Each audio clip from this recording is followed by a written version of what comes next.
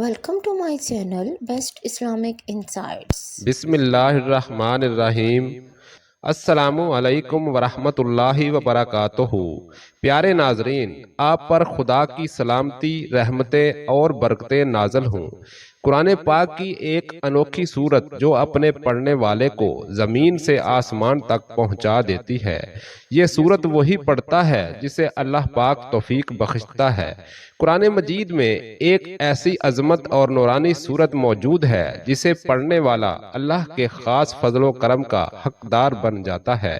یہ سورت کوئی عام سورت نہیں ہے، بلکہ اس سورت کی تلاوت اسی شخص کو نصیب ہوتی ہے جسے اللہ پاک اپنی خاص محبت سے نوازنا چاہے۔ یہ وہ سورت ہے جو بندے کے مقدر کو سنوار دیتی ہے، زندگی کے اندھیروں کو اجالوں میں بدل دیتی ہے اور محرومیوں کو نعمتوں میں تبدیل کر دیتی ہے۔ رسول اکرم صلی اللہ علیہ وآلہ وسلم نے فرمایا کہ قرآن میں ایک ایسی سورت ہے جو انسان کی تقدیر بدل دیتی ہے۔ اگر کوئی شخص فکر و تنگ دستی کا شکار ہو تو یہ سورت اسے غنی کر دیتی ہے۔ اگر کوئی گناہوں میں ڈوبا ہو تو یہ سورت اس کے قلب کو نور اور ایمان سے منور کر دیتی ہے۔ اگر کوئی اولاد کی نعمت سے محروم ہو تو اللہ کے اذن سے یہ سورت اس کے لیے اولاد کا وسیلہ بن جاتی ہے۔ یہ سورت ایسی ہے کہ جو اسے ایک بار محبت سے پڑھ لے وہ اسے کبھی چھوڑ نہیں پاتا۔ حضرت جابر رضی اللہ تعالی عنہ سے روایت ہے کہ نبی کریم صلی اللہ علیہ وآلہ وسلم فجر کی نماز میں اکثر و بیشتر اس سورت کی تلاوت فرمایا کرتے تھے۔ اسی طرح ایک صحابیہ ام حشام بنت حرثہ رضی اللہ تعالی عنہ فرماتی ہیں کہ مجھے یہ سورت اس لیے یاد ہو گئی کہ میں جمعہ کے خطبے میں اکثر رسول اللہ صلی اللہ علیہ وآلہ وسلم کی زبان مبارک سے یہ سورت سنتی تھی۔ یہ بات اس حقیقت کی دلیل ہے کہ رسول پاک صلی اللہ علیہ وآلہ وسلم اس سورت کو نہایت اہمیت دیتے اور اس کی تعلیم کو عام کرنے کا بھرپور اہتمام فرمایا کرتے تھے۔ یہی وجہ ہے کہ جن گھروں میں اس سورت کی تلاوت روزانہ کی جاتی ہے وہاں اللہ پاک کی خاص رحمتیں نازل ہونے لگتی ہیں، برکتوں کی بہار آ جاتی ہے، دعائیں قبول ہونا شروع ہو جاتی ہیں اور روحانی سکون کا نزول ہوتا ہے۔ میرے عزیزو، یہ سورت محض الفاظ کا مجموعہ نہیں بلکہ اللہ کے قرب کا ذریعہ ہے۔ جو شخص اسے رات سونے سے قبل محبت سے پڑھتا ہے اس کے گھر کی طرف عرش پر ہلچل مچتی ہے اور فرشتے دوڑتے ہیں، اس کے گھر کا رخ کرتے ہیں۔ وہ فرشتے صرف اس لیے آتے ہیں اس بندے کی تلاوت سنیں، اس کے لیے دعائیں کریں، اس کے گناہوں کی معافی مانگیں اور اس کے گھر کو سکون و نور سے بھر دیں۔ یاد رکھیں میرے عزیزو، اللہ پاک نے ہمیں اس دنیا میں محض جینا سیکھنے کے لیے نہیں بلکہ اپنے قرب کے حصول کے لیے بھیجا ہے۔ یہ قرب اسی کو نصیب ہوتا ہے جو زبان، دل اور عمل سے اللہ کا سچا بندہ بننے کی کوشش کرتا ہے۔ ذکر الہی کی بے شمار صورتیں ہیں، لیکن کچھ اذکار، تسبیحات اور صورتیں ایسی بھی ہیں جنہیں اللہ رب العزت نے خود پسند فرمایا ہے۔ جو بندہ انہیں اپنا معمول بنا لیتا ہے وہ اللہ کی خاص رحمت، محبت اور قربت کا اہل بن جاتا ہے۔ میرے پیارو، کبھی آپ نے یہ محسوس کیا کہ رات کا وقت اللہ رب العزت کے سب سے قریب ہونے کا وقت ہے؟ یہی وہ لمحہ ہے جب دنیا کی آوازیں خاموش ہو جاتی ہیں، ہر طرف خاموشی چھا جاتی ہے اور انسان کا دل اپنے رب کی طرف متوجہ ہونے کے لیے سب سے زیادہ تیار ہوتا ہے۔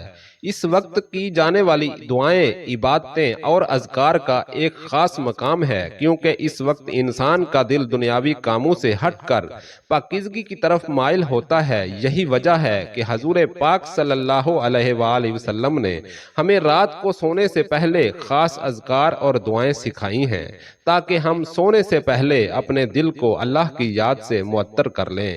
اس لاڈلی سورت کے بارے میں بزرگ اولیاء و اکرام اور اہل معرفت کے اقوال سے پتہ چلتا ہے کہ یہ صورت ایسی ہے جو صرف دنیا میں سکون نہیں لاتی بلکہ آخرت میں بھی بلند درجات کا سبب بنتی ہے۔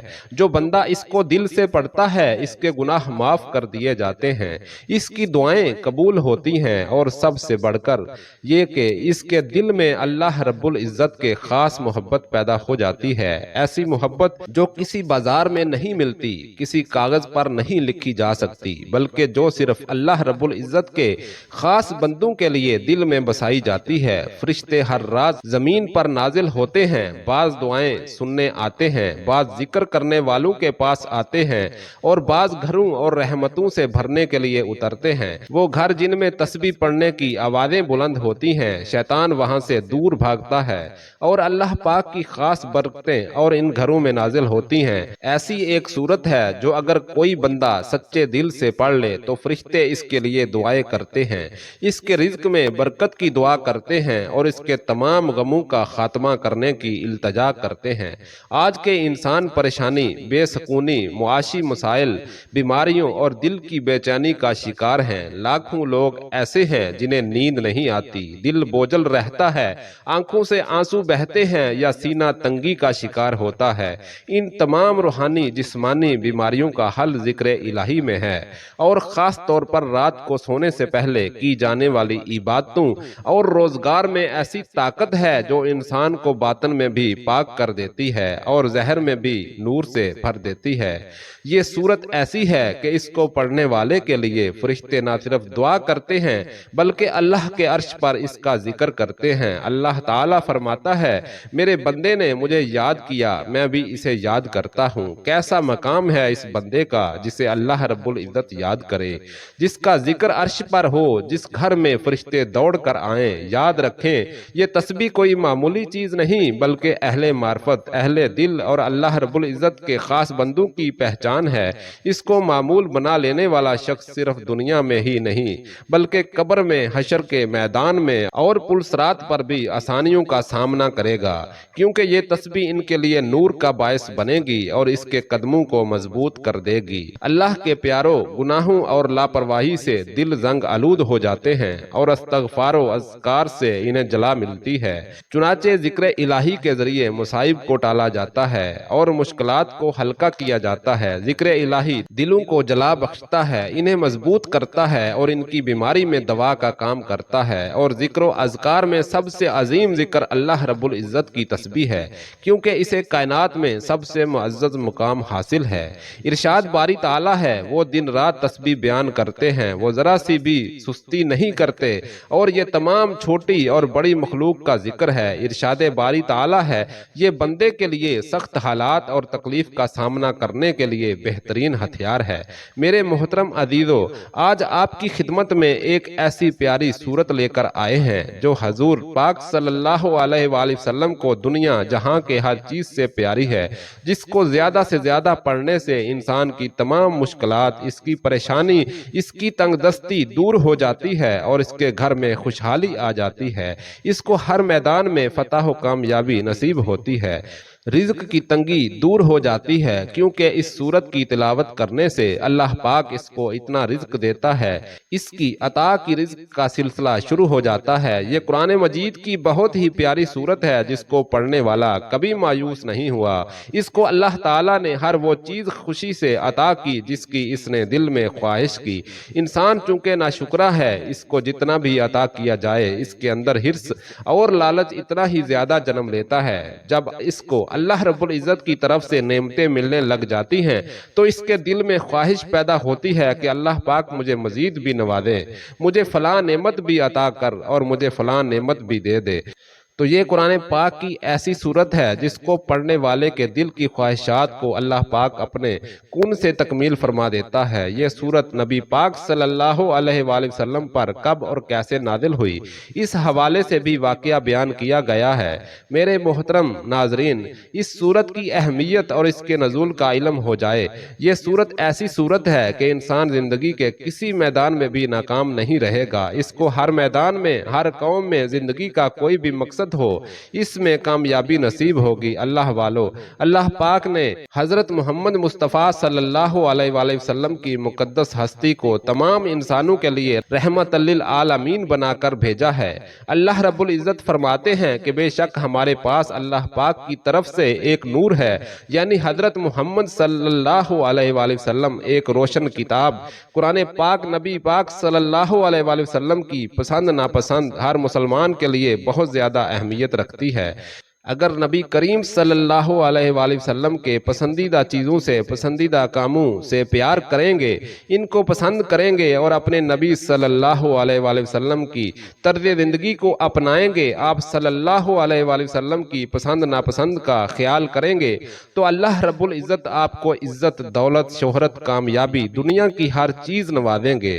اور جن چیزوں سے حضور پاک صلی اللہ علیہ وآلہ وسلم دور رہتے تھے، جنہیں ناپسند کرتے تھے، تو آپ بھی اگر ان چیزوں کو ناپسند کریں گے، ان سے دور رہیں گے، تو اس طرح بھی اللہ رب العزت آپ کی زندگی کو کامیابیوں سے ہمکنار کریں گے اور آپ کی زندگی سے پریشانیوں کو، غموں کو انشاءاللہ دور کر دیں گے، دونوں جہاں میں بلند مقامات عطا فرمائیں گے۔ قرآن پاک کی تلاوت کرنے والا قیامت کے روز قرآن پاک لکھنے والے معزز فرشتوں کے ساتھ ہوگا۔ تو اللہ والو، یہ وہ سورت ہے جس کی تلاوت محشر میں اللہ پاک خود فرمائیں گے۔ اس کی زیادہ سے زیادہ تلاوت کرنے سے اللہ رب العزت آپ سے خوش ہوں گے، فرشتے رات بھر آپ کے لیے دعائیں کریں گے اور راتوں رات آپ کی قسمت بدل جائے گی۔ اللہ والو، اگر آپ غربت کا شکار ہیں، تنگ دستی کا شکار ہیں، گھر کے حالات خراب ہیں، تو آج کا یہ عمل، یہ وظیفہ آپ نے ضرور کر لینا ہے۔ انشاءاللہ اللہ رب العزت کے حکم سے یہ قرآن پاک کی سورت کا جو وظیفہ ہے، اللہ پاک اس عمل کی برکت سے آپ کو ایسی عزتیں عطا فرمائیں گے، ایسی دولتیں عطا فرمائیں گے، ایسی شانیں آپ کو عطا فرمائیں گے کہ آپ راضی ہو جاؤ گے، آپ کے معاشرے میں آپ کی عزت ہوگی۔ جیسے میں بتاؤں گا ویسے ہی آپ نے صرف ایک مرتبہ اس عمل کو کر لینا ہے۔ آج کا وظیفہ ایسا مجرب، آزمودہ اور باکمال وظیفہ ہے۔ یہ وظیفہ آپ کریں گے اور آپ مالا مال ہو جائیں گے، کیونکہ اس سورت کا وظیفہ رزق میں برکت کے لیے بہت ہی مجرب ہے۔ میرے محترم ناظرین، شریعت اسلامیہ میں مساکینوں، غریبوں کو کھانا کھلانے اور ان کی دنیاوی ضرورتوں کو پورا کرنے کی بار بار ترغیب و تعلیم دی گئی ہے۔ نبی پاک صلی اللہ علیہ وآلہ وسلم سے سوال کیا گیا، اسلام میں کون سا عمل زیادہ افضل ہے؟ تو آپ صلی اللہ علیہ وآلہ وسلم نے فرمایا، لوگوں کو کھانا کھلانا اور ہر شخص کو سلام کرنا، خواہ اس کی پہچان ہو یا نہ ہو۔